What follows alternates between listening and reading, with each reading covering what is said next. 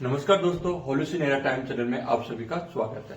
देखिए दोस्तों, विश्व राजनीति में गर्मा गर्मी फिर से स्टार्ट हो चुकी है। उथल पुथल के संकेत मिलने लगे हैं। जहां पर अभी रूस और यूक्रेन का युद्ध अभी समाप्त ही नहीं हुआ, उसके पश्चात एक नई घटना घट जाती है कि संयुक्त राज्य अमेरिका के राष्ट्रपति डोनाल्ड ट्रंप के द्वारा दक्षिणी अमेरिका के देश वेनेजुएला के राष्ट्रपति निकोलस मदुरोई और उनकी पत्नी का मध्य रात्रि को उनकी सेना और मुख्यतः डेल्टा फोर्स के द्वारा उनका किडनैप कर लिया जाता है और उन्हें रात्रि में ही क्यूबा देश से होते हुए अपने न्यूयॉर्क में ले जाया जाता है और वहां न्यूयॉर्क में भी सबसे बेकार जेल में उनको रखा जाता है।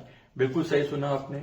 देखिए दोस्तों, इस घटनाक्रम को थोड़ा सा हम समझते हैं। ये कैसे एकदम अचानक होने वाली घटना नहीं है। ये पहले से ही इसके लिए प्लानिंग 3-4 महीने से 6 महीने से पहले से चल रही थी। देखिए दोस्तों, जहां पर अमेरिका की स्थिति है और जो वेनेजुएला की स्थिति है, अमेरिका और वेनेजुएला के मध्य 1100 किलोमीटर की दूरी है और वेनेजुएला की जो खोज थी 1498 में कोलंबस द्वारा की गई थी।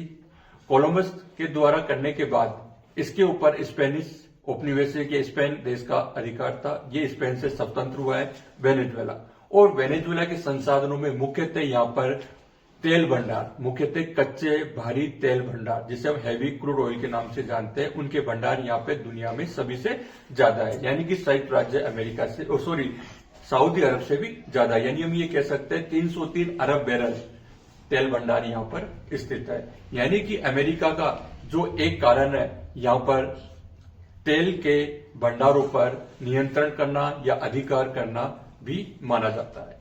इसके पश्चात हम ये देखते हैं कि यहाँ पे जो तेल भंडार है उनकी क्वालिटी क्या प्रमाणिक तेल भंडार है, यानी हैवी क्रूड ऑयल तो है, यानी उनमें क्वालिटी बेस है। इसके पश्चात हम ये कहेंगे सबसे ज्यादा भूमिगत तेल भंडार रखने वाला देश वेनेजुएला और वेनेजुएला के पास में हम देखें माराकाइबो एक झील है, उसके पास में इस भंडार काफी ज्यादा है तेल के। अब वेनेजुएला की जो स्थिति है वो दोनों महासागरों के मध्य है। एक तरफ अटलांटिक महासागर है, एक तरफ प्रशांत महासागर, उसके उत्तर में कैरेबियन सागर है, यानी ये तट पर स्थित एक देश है।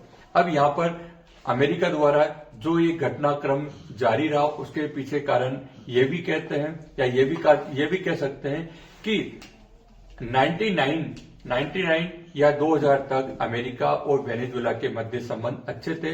दोनों एक दूसरे के व्यापार में आयात निर्यात होता रहा, लेकिन सन 2000 के पश्चात जब वहां के राष्ट्रपति हुगो चावेज बने और जब से लेकर निकोलस मदुरोई तक की हम बात करें तो इन दोनों ने अमेरिका को कहीं न कहीं नजरअंदाज करते रहे और अपने व्यापारिक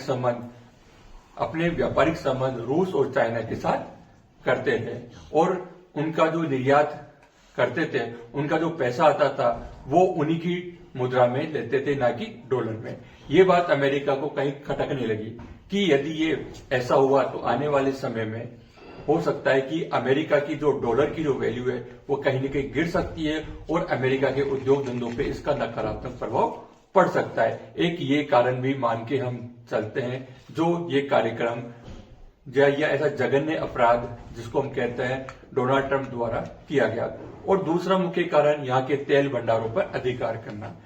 अब अमेरिका के राष्ट्रपति डोनाल्ड ट्रंप कहते हैं कि नारकोटिक्स या मादक पदार्थों के द्वारा संयुक्त राज्य अमेरिका में इनका कहीं न कहीं विस्तार किया जा रहा है, तो उनका एक तरीके से गलत तरीके से उनके ऊपर आरोप प्रत्यारोप निकोलस मदुरोई पे लगाया जा रहा है।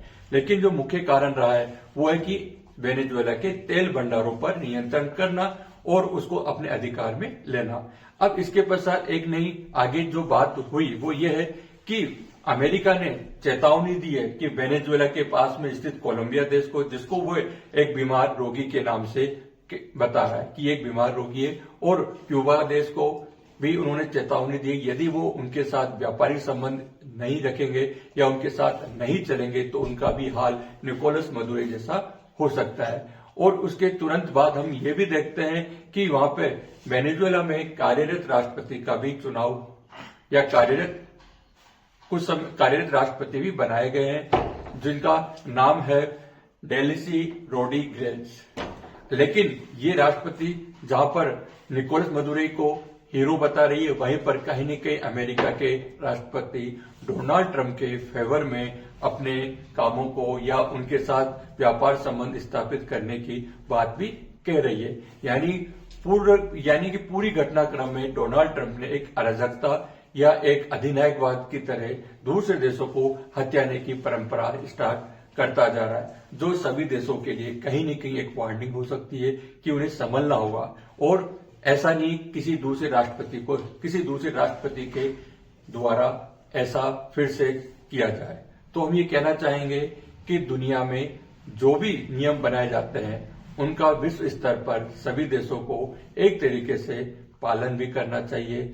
ऐसा नहीं कि सिद्धांत हमारे लिए है या नियम हमारे लिए नहीं होते, किसी दूसरे के लिए होते हैं। यानी यूएनओ जो सर्कुलेशन बना है, यूएनओ के जितने मेंबर है, उनका उद्देश्य यही होता है कि वो एक दूसरे के साथ सहयोग करना और एक दूसरे की समस्याओं को शांति प्रिय समाधान करना। लेकिन यहाँ पे तो अमेरिका के डोनाल्ड ट्रंप ने कुछ हद ही पार कर दी और विश्व में एक